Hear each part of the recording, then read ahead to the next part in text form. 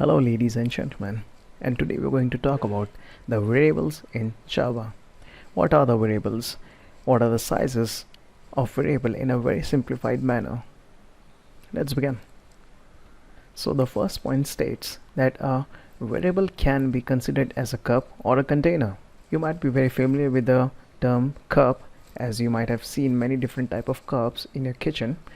Even a box present at your home can be considered as a container in which you keep your stuff. Now, let's look at the examples. The first one that you see over here is a normal day-to-day use coffee cup. This flask can also be considered as a container or a variable simply. Now, the third example that you see over here is an empty glass, a water glass that you use on daily basis to drink water. Now the second point states that a container is useless until unless it contains something. Now what is the something? Let's look at the example. The red portion that you see inside the flask is the actual data that you are concerned about. Now you can consider this as your data. Simple. So you're not exactly concerned about the type of flask that you're using over here, but you're concerned about the type of data that is being kept inside the variable or simply a flask. Now the third point states that a variable has a type as well as the size. Now the type of the variable depends upon the type of value that you're dealing with. In this particular example, we are taking the number 273, a normal integer number. Now to store this kind of number, you need a similar kind of a glass. In this particular example, we are going to use a type of variable that is indicated by the indigo color. The question is whether this container is going to accept 273 or not, and the answer is yes, because the type of value 273 is exactly the type of container you're using in this particular example. Now let's take another example of using a different kind of a value. Let's say 19.91. Now this particular value has some decimal place and some values after the decimal point. Now 19.91 cannot be stored in this particular variable, so you need another type of variable to store 19.91 as it has some decimal values. Now the question arises whether this container is going to store 19.91 or not, and the answer is yes. Now you might have noticed that every container also displays some kind of value written in the bit size.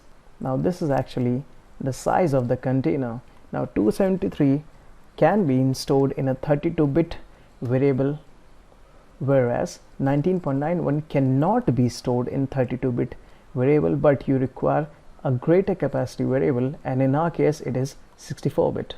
Now moving forward, let us take some more common examples to understand the concept better. As we move from left towards the right, the size of the container increases and it becomes double of the container present towards the left side of it. Now as the second point states clearly that a container is pretty useless until and unless it contains something. So let us fill the first cup with some value. In this particular example, we are going to consider coffee as our data. Now the question arises whether this coffee can be contained inside the water glass or a beer or a wine bottle. Let us see, and the answer is yes. Now you can actually pour the coffee into any of the glasses, but there's a major problem that you're going to deal with if you pour a liquid into the wrong type of container. And the problem is the wastage of space. If you pour the coffee into a water glass, then 50% capacity of a water glass is totally wasted, and in the second case it becomes 75%, and for wine it is 87.5% total wastage of the storage.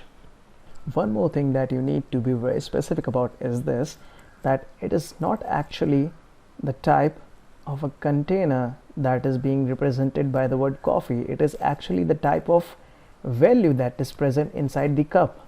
Now the coffee is not actually the type of the container, but actually the type of value. Let's move to the value of a second container, that is water.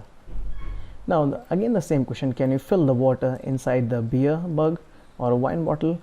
And again the answer is yes, but you're going to deal with the same kind of problem that you have seen in the previous example. The 50% of the beer mug remains free, whereas the 75% of the wine bottle remains free, and this free storage is being wasted completely. In the next example, we have took the beer, but again we are dealing with the same kind of problem, that is the wine bottle is again wasting its 50% of this space.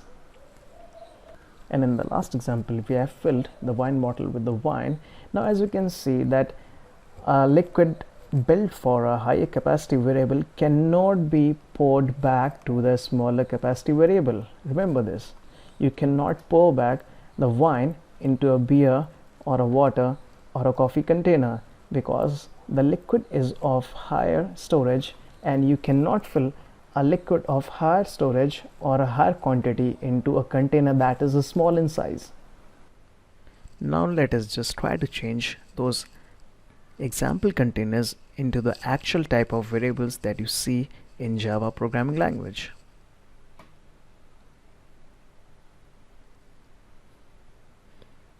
You have 4 common type of variables that you're going to deal in the programming language for a long term.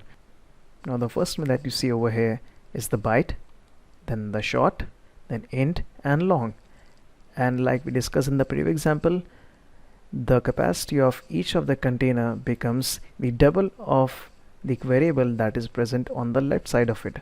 So in terms of byte, it is 8 bits and it becomes 16 bits for short and 32 bits for int and 64 bits for long. Now don't get confused if you see the capacity in form of bits, because in the later video I will explain how you can convert a normal number into bits and check whether the particular value is going to be stored inside a particular container or you should be selecting a higher capacity variables. For the sake of simplicity, I have changed the colors of each variables into blue for byte, smoke for short, indigo for int and lavender for long. Okay, so that's it for today and thank you.